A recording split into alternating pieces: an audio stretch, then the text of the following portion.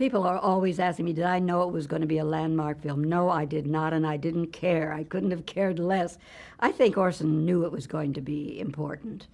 But after all, it was my first movie, and I was so thrilled to be in a movie, and with Orson Welles. I mean, that was my prize right there. And I was just living in the now. You know, they always say live in the moment. That's the thing to do. And it's the one time in my life when I absolutely, completely, and utterly did.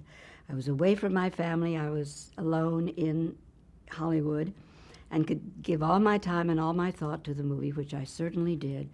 And I loved every minute of it, but it was a very relaxed set. First of all, it was a closed set. Now, I had no idea what that meant until I made features after that. There was absolutely nobody allowed on the set except the cast and the director, and the producer couldn't come on.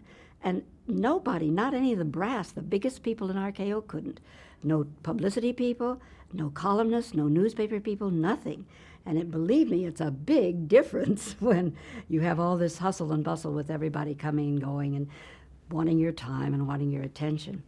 In fact, whenever anybody did come on, kind of bearded the lion in his den, as it were, they had a softball and some gloves, and they would start throwing the ball around. And they'd say, if you don't want us to waste time, get off the set and we'll go back to work. That was his edict, and he was able to enforce it. Nor was anybody allowed to see rushes, which that was a very unknown thing, because everybody, as soon as you finished, you went to see the rushes from the day before.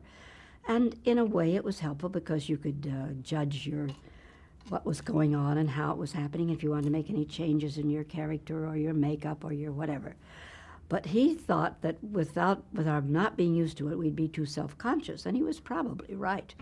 Anyway, none of us saw one single foot of film until we saw it on the screen when it was opened. One of the people on All My Children asked me one time, they had just seen Citizen Kane for the first time. And of course, I am very together and very grand. And he said, how on earth, that was your first movie? I don't believe it. How could you be that together at that time? I said, well, I hadn't let any man in to mess up my life. But then I was a very composed person. In fact, I did seem older than my years. Now I'm trying to do it the other way around. I'm having my salad days now when I'm older.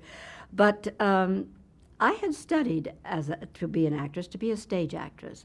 And I knew about acting deportment. I wasn't just some little girl off the street.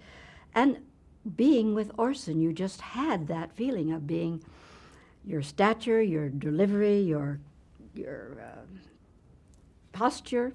That's one thing I always did have, but that was lucky in a way. I had had a curvature in my spine as a child, so I had to wear back braces for about 2 years from I was 7 till 9, and that gave me this very erect posture. And if you can hold on to that, you don't get old, which is very good, and it's very helpful too. The first day I walked onto the set, they were down there. We were shooting on this huge stage where Astaire and Rogers used to do their musicals. And of course, we needed just a little tiny plot in the middle of it.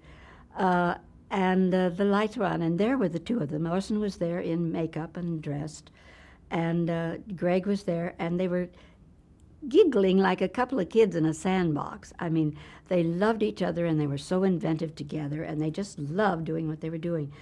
When they wanted to get the cameras from, really floor level, the camera sits on something like this, so it isn't floor level. So they'd cut out a hole in the wooden floor and dig the dirt out themselves, and put the camera down into the hole. And they loved each other because they were both creative geniuses. And they listened to each other and tried things together. And Greg never got over not working with Orson. He didn't live an awful long time after that, although he was a young man. I could understand everything that Orson did. He was so wise and for instance, when I asked him about the baby, and he gave me that philosophy of life, and then he said, well, as a matter of fact, the most important thing you can ever do in your life is to find out what is your heart's desire. Now, that sounds simple, but he said it really isn't. We lie to ourselves all the time. We really camouflage what our deepest heart's desire is because we're afraid to say it. We're either too shy, or we think, oh, I could never do that, or I can't be that bold. But he said, keep digging till you find it, and then follow it, because that's what the Lord created you to do and to be. And people will say, Orson talking about God? I said, well, of course, he was a very spiritual man, not a religious man, quote unquote, but a very spiritual man. He also said, all the education you'll ever need is if you know the Bible. I mean, really know it, not just read it now and then. Know the Bible and know Shakespeare. That's all you need to know for life. And I don't know how many people ever really know both of those things except Orson, but it's a very good rule of thumb.